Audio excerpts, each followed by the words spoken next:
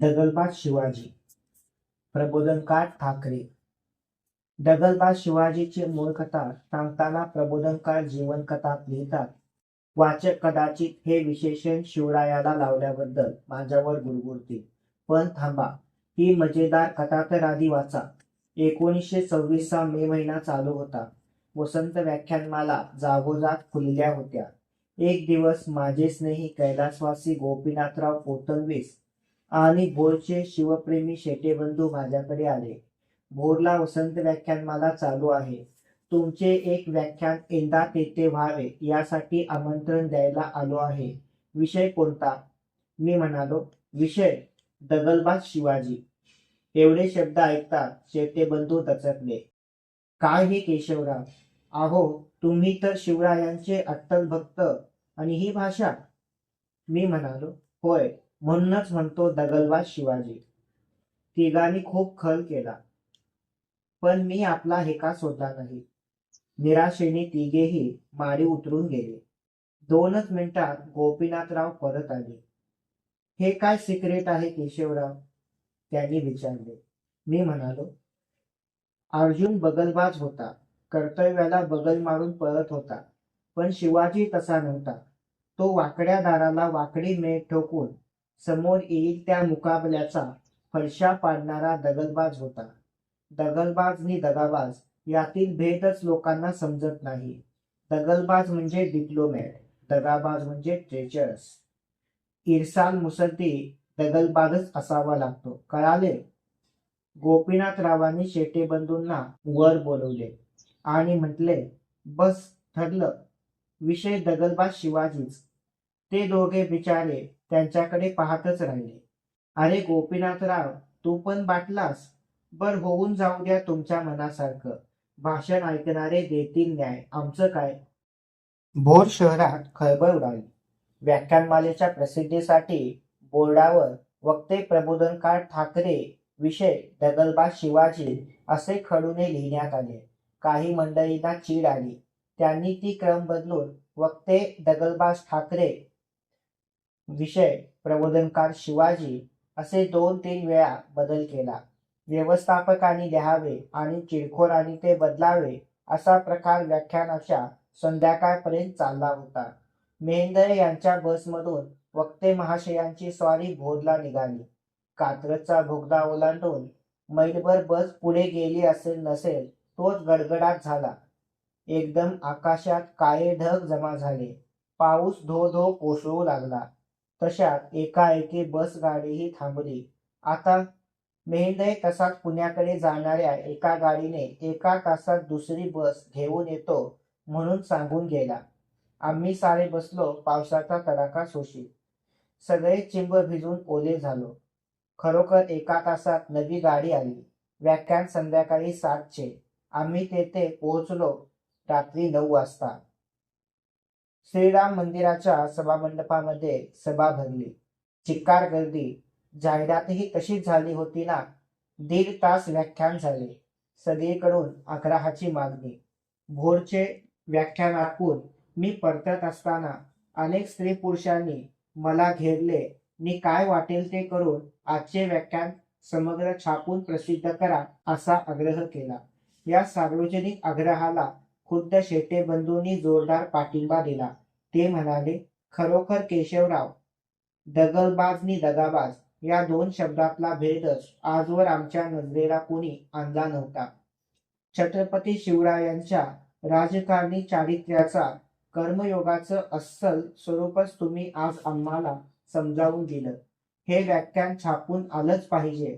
पुण्यास आल्यावर लगेच बाहेर पडणाऱ्या प्रबोधनाच्या अंकात मी ते समग्र छापून लिहिले. अंक बाहेर पडताच खुद्द पुण्यात या अंकाला सारखी मागणी येऊ लागली. प्रबोधन कचेरीचे आणि माझे तोंडही चुकून न पाहणारे गृहस्थही या अंकासाठी छाप खाण्याची पायरी चढले. मूळ लेख दगलबाज शिवाजी. लेखक प्रबोधनकार Keshav Sitaram Thackeray.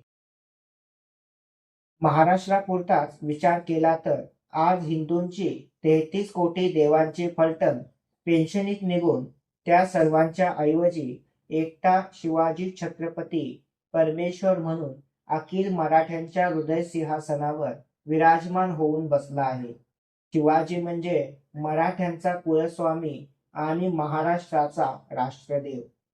God save the king या राष्ट्रगीताचे सूर बँडमधून निघताच इंग्रज लोकात जे वर्णनीय चैतन्याचे वारे चटकन थरारते, तेच चैतन्य एका शिवाजी या नामोच्चारात अवघा महाराष्ट्र अनुभवतो.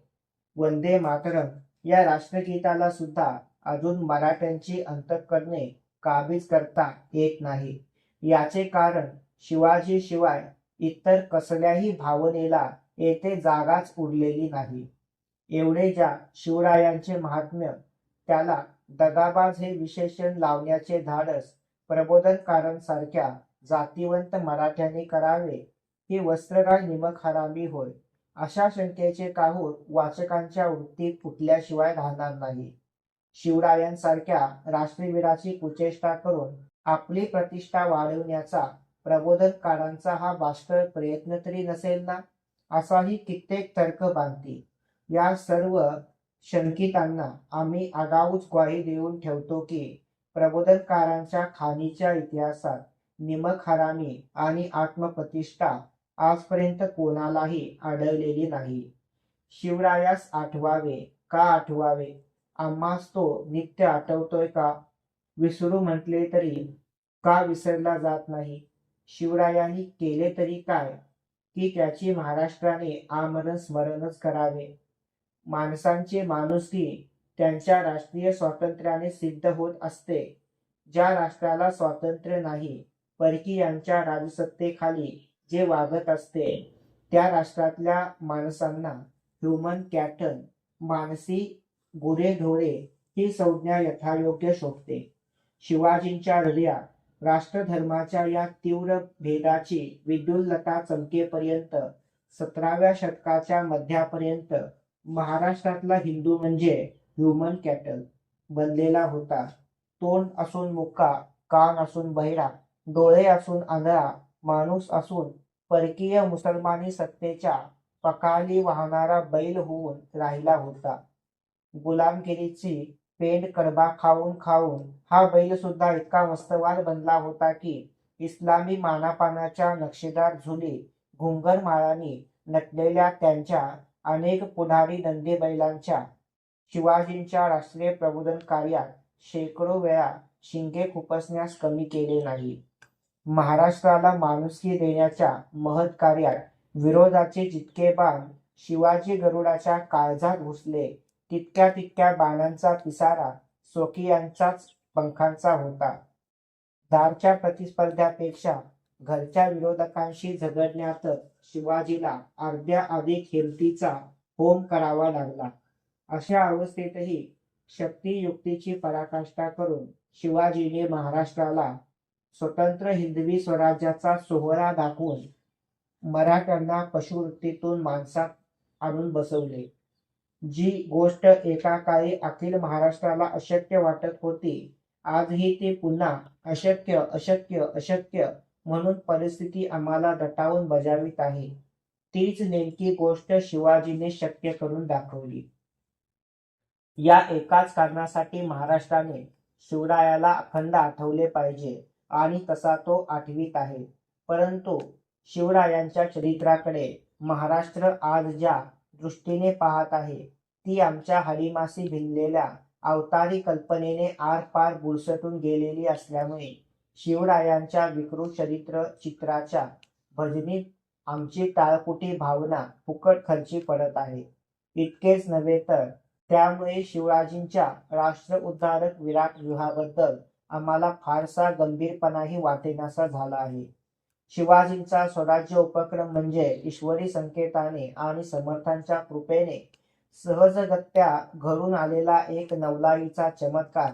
इतक्या हलक्या फुलक्या भावनेने आम्ही त्या प्रचंड प्रबोधनाकडे पाहत आहोत. पुराणांच्या पारायणाने पंगू बनलेल्या आमच्या मनोवृत्तीला शिवरायांची कमावणी कसल्या कसल्या भयंकर दिव्यातून होत गेली याची जाणीव होईनाशी झाली आहे. शिवचरित्रातील मोठे मोठे प्रसंग म्हणजे बालकृष्णाच्या पूतना आकर्षणाप्रमाणे ईश्वरी लीला वाटतात. कोणत्याही पुरुषोत्तमाच्या चारित्र्यावर एकदा का अवतार कल्पनेचा सफेदा चढला आणि त्यांची लहान लहान बरी मोठी वाईट कृत्ये ईश्वरलीला या सदरात पडली की चरित्रापासून आत्मोद्धारार्थ लागणारे स्पिरिट मनुष्याला केव्हाही प्राप्त होत नसते. रामकृष्णांच्या उज्ज्वल चरित्रे आज आमच्या व्यवहारात कवडीमोल होऊन बसली आहे. याचे तरी कारण हेच. रामविजय, हरिविजय, पांडव प्रथा हे ग्रंथ म्हणे चातुर्मासात सोवळ्याने वाचायचे आणि श्रोत्यांनी झोप्याच्या डुलकेत ते ऐकायचे. का? तर तेवढेच पुण्य गाठी. मराठी महाभारत कपाटाच्या शोभेला, टिळकांचे गीतारहस्य देवघरात फक्त पूजेला. का? टिळक म्हणे शेषशाही चतुर्भुज भगवान. टिळकांना भगवान बनवल्यावर शिवाजी परमेश्वरांचा परमेश्वर तरी ठरलाच पाहिजे. आम्हा नादान हिंदूंच्या भाविकपणाचा भाव कसा वाढणार? जिकडे पाहाल तिकडे पौराणिकी दृष्टीचा अडथळा. शिवाजींचा काळ होऊन आज 250 वर्षे झाली, तरी देखील त्यांच्या चरित्राला जगाची एकमुखी मान्यता अजून मिळालेली नाही. महाराष्ट्राला तो परमेश्वर अवतार वाटला असला तरी एकट्या हिंदूंशिवाय सर्व जगाला तो दगलबाज, डोंगरातला उंदीर, उपरसुंब असाच वाटतो.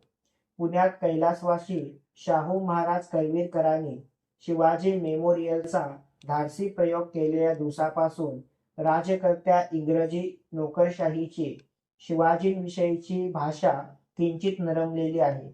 निदान पोटावर तरी बरी साखर चमकते. मग पोटात काय असेल ते पोट जाणे. परंतु शिवछत्रपतींची जनमान्यता अजून जवळजवळ साशंक अवस्थेतच आहे असे कबूल केल्याशिवाय सुटका नाही. याचे कारण काय? राष्ट्रवीरांची कीर्ती जगविश्रुत करण्याची कामगिरी वास्तविक इतिहासकारांनी करावयाची असते. परंतु आमचे मराठी इतिहासकार अथ पासून इतिपर्यंत एक जात पुराणी. पौराणिकी साच्याशिवाय त्यांची विद्वत्ता कशातही ठीकठाक बसायची नाही. प्रथम शिवाजीला ते परमेश्वराचा अवतार बनवतील. कौशल्यप्रमाणे जिजाबाईला दिल्लीपती मोगलांच्या वधाचे डोहाळे पाडतील. तेव्हा त्यांना कुठे शिवसंभव दिसायचा. थोड्याशा सत्याचा धागा, त्यावर त्यांच्या कल्पनेच्या कोलांट्या उड्या. ना त्यात विवेक, ना चिकित्सा, ना साक्षेप. इथून तिथून भावनाविवशतेचा खरकटवाडा. शक्य अशक्यतेचा विचार नाही. परिस्थिती परीक्षणाची दृष्टी नाही. फार काय पण मानवी स्वभाव ओळखण्याचीही अक्कल नाही. काय म्हणे, शिवाजी 16 वर्षाचा झाला नाही तोच त्याने आर्धांत लोकांची संगत धरून देशात पुंडाई आरंभली. आमची शिवरायांच्या चरित्राची सुरुवात आणि ती क्रमिक पुस्तकातून आमच्या मुलांना पळवायची. अर्धांड लोकांची संगत धरून देशात पुंडाई आरंभणाऱ्याला जर स्वराज्य स्थापन करता येते तर आज गावोगावचे गुंड राष्ट्रवीर का बनत नाही? या सर्व दोषामुळे आमच्या जुन्या बखरी आणि सध्याचे इतिहास ग्रंथ शिवाजींच्या जनमान्यतेच्या कामी नालायक ठरलेले आहेत. आमच्या लाडक्या हिरोबद्दल जर कोणी वाईट बोलला तर त्यांच्या विधानाला समर्पक उत्तर देण्याऐवजी आम्ही नुसत्या शिव्या शापांवरच आमच्या इतिहासविषयक प्रावीण्याचे प्रदर्शन करतो. नाहीतर आमचा हिरो ईश्वर अवतारच असल्यामुळे त्यांच्या सर्व बऱ्या वाईट कृत्यांना पुराणांच्या पोटड्यातील रामकृष्णांच्या तत्सम कृत्याचा पाठपुरावा दाखवून या सर्व देवांच्या लीला माणसांना कसल्या कळणार म्हणून शेरा ठोकून स्वस्थ बसतो. शिवाजीला कोणी दगलबाज म्हटले की आमच्या नाकाचा शेंडा फुरफुरू लागतो. पण शिवाजी दगलबाज कसा नव्हे, का असू नये, याचा विवेकशुद्ध विचार आम्हाला कधीच सुचायचा नाही. शिवाजींवर अहिंदूंचे आरोप तरी काय आहेत याची यादी प्रथम घेऊया. शिवाजीवर पहिला आणि ठळक आरोप म्हणजे राजद्रोहाचा. त्याने विजापूरच्या आदिलशाहीविरुद्ध म्हणे बंड उभारले. कोणत्या तरी प्रस्थापित राजसत्तेला मूठ माती देऊन तेथे नवीन सत्ता स्थापणाऱ्या कोणत्याही चक्रवर्तीची आणि सम्राटाची या आरोपातून सुटका होणे शक्य नाही. इंग्रजांनी तर मराठी साम्राज्य घशात घालताना काय अशा मोठ्या हुतुतूच्या लढाया दिल्या. युद्धातील विजयाच्या निर्णयावर त्यांची या आरोपातून सुटका होते. त्यांनी तर मराठ्यांच्या घरात शेकडो कटांची पोकरण घालून आज याला फोड, उद्या त्याला बनव, परवा तिसऱ्याला चौथ्याच्या उरावर घाल अशा घालमेली केल्याच ना. मग इंग्रजांनी मराठ्यांचा राजद्रोह केला अशी भाषा का पुढे येत नाही? नंबर 2, शिवाजीने अफजल खानाचा खून केला. नंबर 3, शिवाजी आग्र्याच्या बादशाही कैदेतून पळाला म्हणून तो दगलबाज. असले हे आरोप केवळ बुद्धिभ्रष्टता अगर जातीवंत दृष्टावा यातूनच निर्माण होत असतात. राजद्रोह, दगलबाजी, विश्वासघात इत्यादी आरोप करणारे शहाणे स्वतःची भूमिका तर विसरतातच, पण हे आरोप कोणी कोणावर, कोठे, केव्हा व का करावे याचा त्यांना विवेकही नसावा. असो, शिवाजी हा कोण, त्याची ध्येय काय, कर्तव्य क्षेत्र कोणते या प्रश्नांची उत्तरे ध्यानी घेऊन या आरोपाची खांडोळी केली पाहिजे. वाकड्या दारात वाकडी मेट ठोकणारे पुरुषोत्तम राष्ट्रवीर होऊ शकतात, हे साधू संतांचे आणि सत्य सदा बोलावे वाल्यांचे तोंड नव्हे. साधू वृत्तीने आणि संसारी नीतीने राज्य कमवल्याचा दाखला इतिहासात नाही. राज्याची प्राणप्रतिष्ठा म्हणजे टाळकुट्या साधू संतांची भजन प्रतिष्ठा नव्हे. त्यातल्या त्यात गुलाम बनलेल्या देशाची महिरलेली मनोवृत्ती चैतन्यपूर्ण करून परकीय सत्तेच्या मुर्द्यावर स्वराज्याचा पाया उभारणारा वीर साधू वृत्तीचा असून भागत नाही. असे आजपर्यंत कधी कोठे घडले नाही, पुढे कधी घडणार नाही. एका गालावर कोणी चापट मारली तर लागली दुसरा गाल पुढे कर या ख्रिस्त धर्माज्ञेप्रमाणे युरोपस्थ ख्रिस्तीजन अक्षरशः वागते तर त्यांना हिंदुस्थानाचे साम्राज्य कधीच मटकवता आले नसते. महमद गझनीपासून तो थेट बाबर हुमायून पर्यंतचे लोक जर नुसता माळा ओढणारे आणि नमाज पढणारे मुल्ला मौलवी असते तर मोगल साम्राज्याची स्थापना झाली नसती. त्याचप्रमाणे सत्य, नीती, वचन, इमान असल्या साधू वृत्तीच्या फाजील फंदात रजपूत जर निष्कारण गुरफटले नसते तर त्यांचाही अधपात इतक्या लवकर खास झाला नसता. शिवाजी तर दगलबाजातला दगलबाज, लुच्च्यातला लुच्चा, खटातला सवाई खट, उद्धटातला डिडी दुपटी उद्धट नसता तर त्यालाही मराठी स्वराज्य यावत जन्मामध्ये स्थापन करता आले नसते. नेहमीचा व्यवहार पाहिला तरी सतीच्या घरी बत्ती आणि वेश्येच्या घरी झुले हत्ती असाच प्रकार चालू असतो. सत्य, न्याय, समता, प्रामाणिकपणा इत्यादी तत्वे पुराणासाठी जन्माला आलेली आहेत. प्रत्यक्ष व्यवहारात या तत्वांनी आजवर एकाही मनुष्याचा भाग्योदय केल्याचे उदाहरण आढळणार नाही. कर्त्याची करणे आणि माथ्याची तलवार ही जगाच्या जगण्याच्या धडपडीची गुरुकिल्ली आहे. याच गुरुकिल्लीने शिवाजीने महाराष्ट्राच्या नशिबाला चिटकलेली इस्लामी गुलामगिरी उद्ध्वस्त करून आपल्या मातृभूमीला हिंदवी स्वराज्याचे स्वातंत्र्य दिले. यात चुकले कोठे? दगलबाजी ती कसली, अत्याचार कसले, खून तरी कसले आणि विश्वासघात तरी कोठे घुसले? खटास खट भेटे तेव्हाच म्हणीचा संशय फिटे.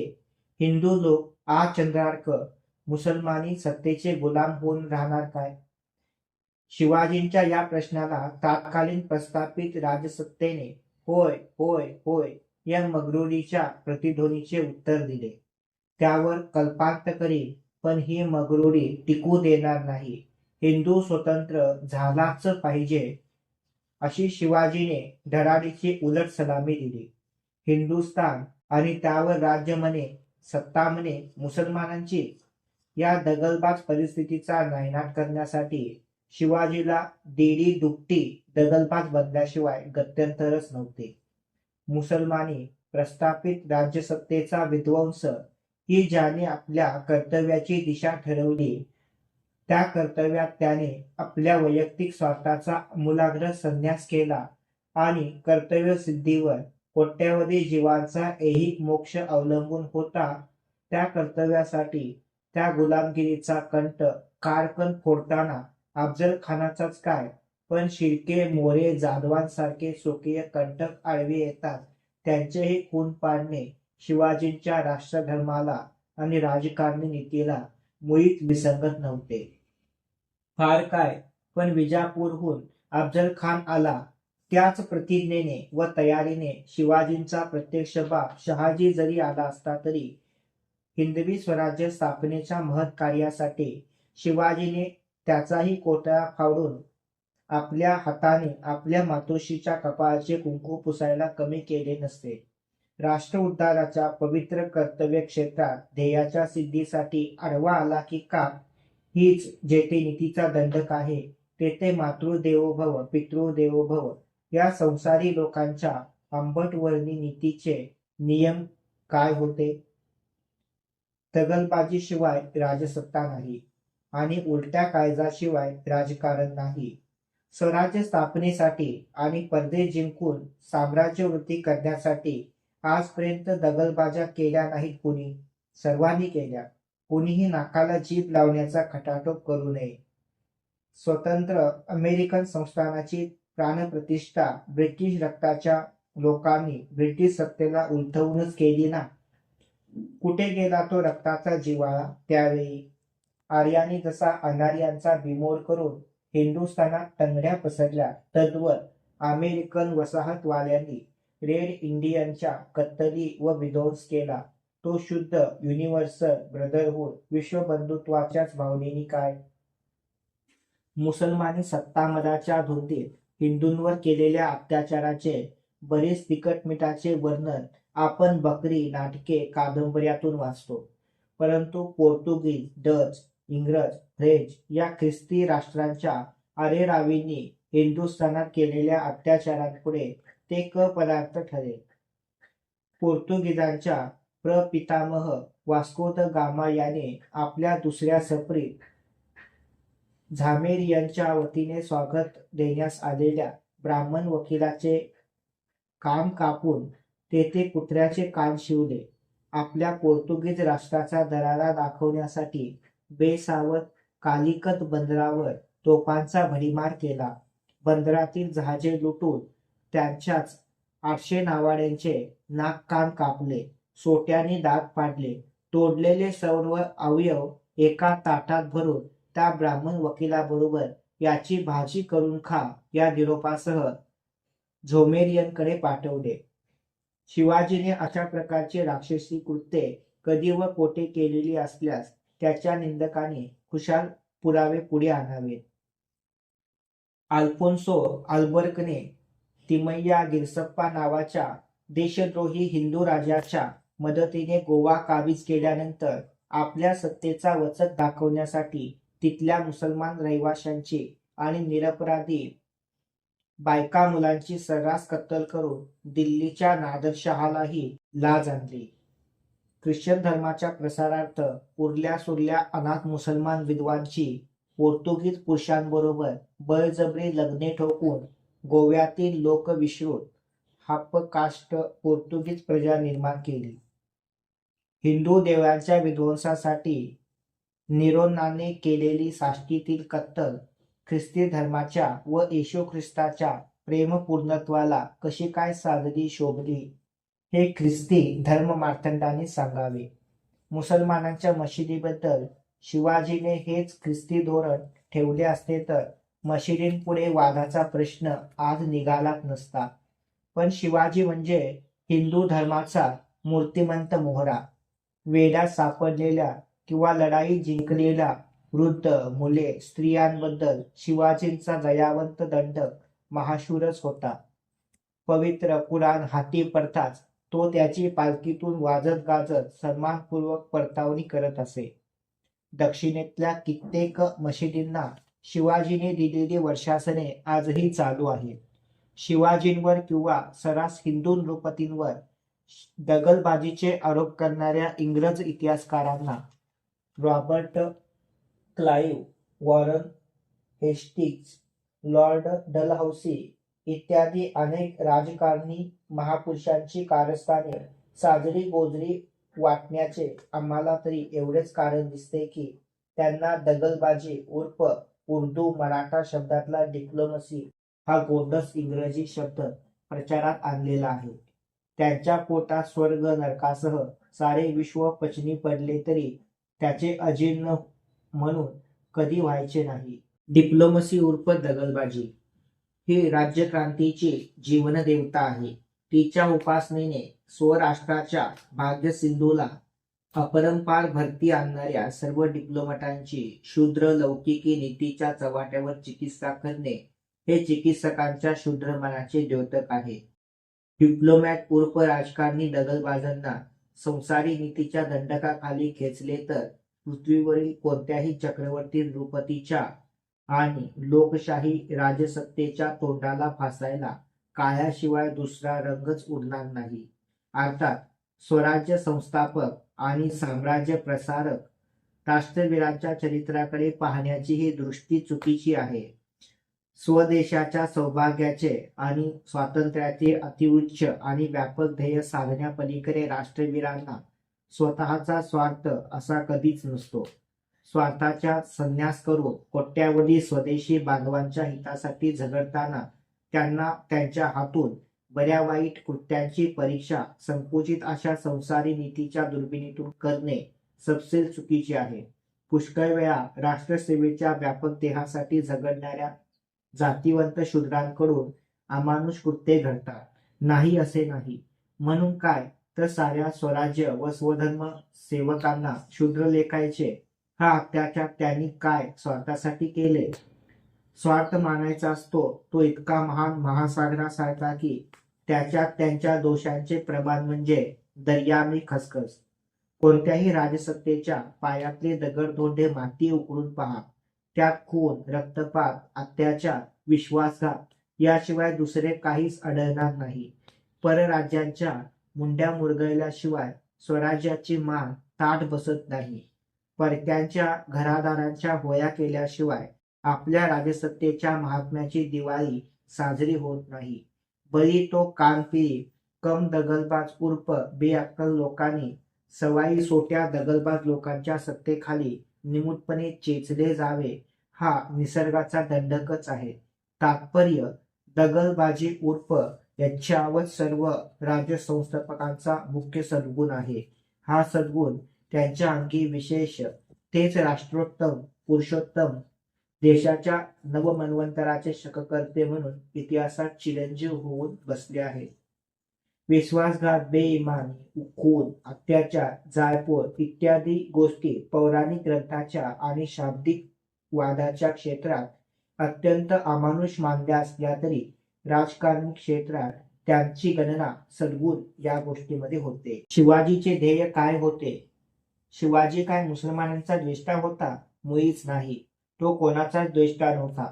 शिवाजींची मायभूमी गुलाम होती. त्या गुलामगिरीचा तो द्वेष्टा होता. गुलामगिरीचा द्वेष करून तिला रसातळाला नेण्याचा त्यांचा प्रयत्न होता. हा तर प्रत्येक मनुष्याचा निसर्गदत्त अधिकारच असतो. लौकिकी धर्मापेक्षा हा राष्ट्र स्वातंत्र्याचा धर्म उद्दीपित करणे हे मोठे कौतुकास्पद कार्य आहे. शिवाजीला हे महत्कार्य पार पाडायचे होते. महाराष्ट्र मराठ्यांचा त्यावर इस्लामी सत्ता काय म्हणून? मराठ्यांच्या राजकारणी स्वयंनिर्णयाचे हे मक्तेदार कोण? ही मक्तेदारी आम्हाला साप नको. मी मराठ्यांना दास्यमुक्त करेन या उदात्त महत्वाकांक्षेने बालवयात फुरफुरलेल्या शिवाजीला प्रत्यक्ष कार्य करताना येणाऱ्या संकटांचा अखिल महाराष्ट्राच्या भवितव्याच्या जबाबदारीकडे एकाग्र लक्ष ठेवून जमेल तसा फरशा पाडणे हे कर्तव्य प्राप्त होते. त्याने अफजल खानाचा कोथळा फोडला. तो मुसलमान होता म्हणून अशी समजूत करून घेणे हा गाळीव गाढवपणा आहे. अफजल खानाच्या स्वारीचा उद्देश त्याने विजापूरला मारलेली पैज, येताना वाटेत केलेले अत्याचार आणि शिवाजींविरुद्ध रचलेला व्यूह न जाणण्या इतका शिवाजी बावळट नव्हता. अफजल खान म्हणजे महाराष्ट्राच्या उदयोन्मुख स्वातंत्र्यावर प्रस्थापित आदिलशाही सत्तेने फेकलेला बॉम्ब गोळाच होता. ही त्या राष्ट्रवीराची बालंबाल खात्री पटल्यामुळे शिवाजी आपल्या कर्तव्याची दिशा ठरवून त्याच्याशी डावाशी प्रतिडाव खेळला.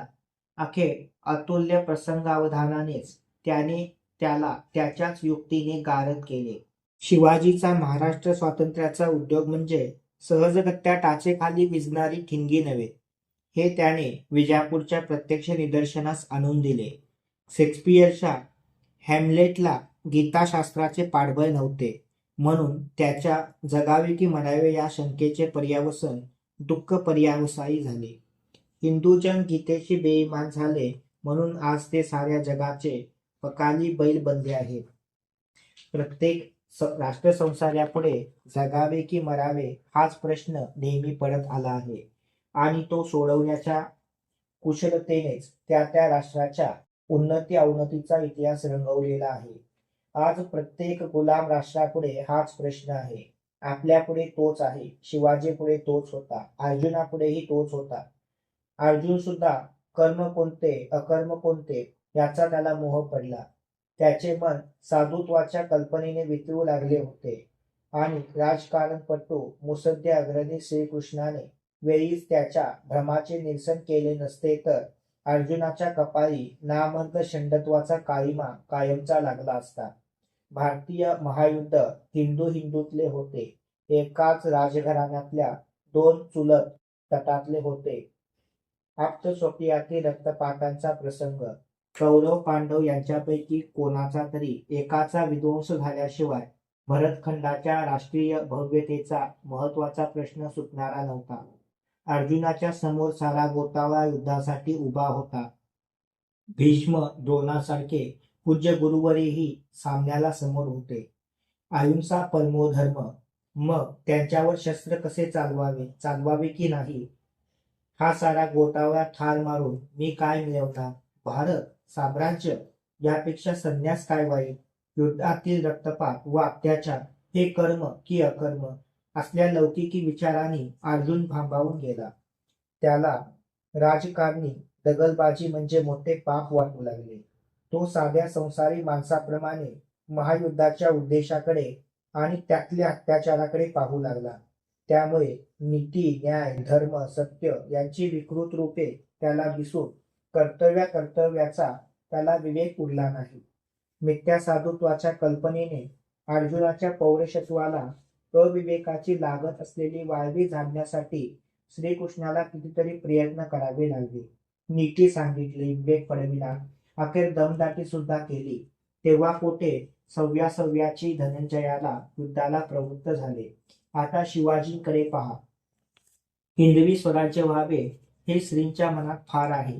या ध्येयाच्या सिद्धीसाठी झगडताना शिवाजीवर अनेक प्राणघातक ध्येय विध्वंसक प्रसंग आले, परंतु प्रत्येक मुकाबल्याला तो आपल्या कर्तव्याचा मार्ग स्पष्ट आखूनच त्याला बेधडक तोंड देत स्वतः गेला.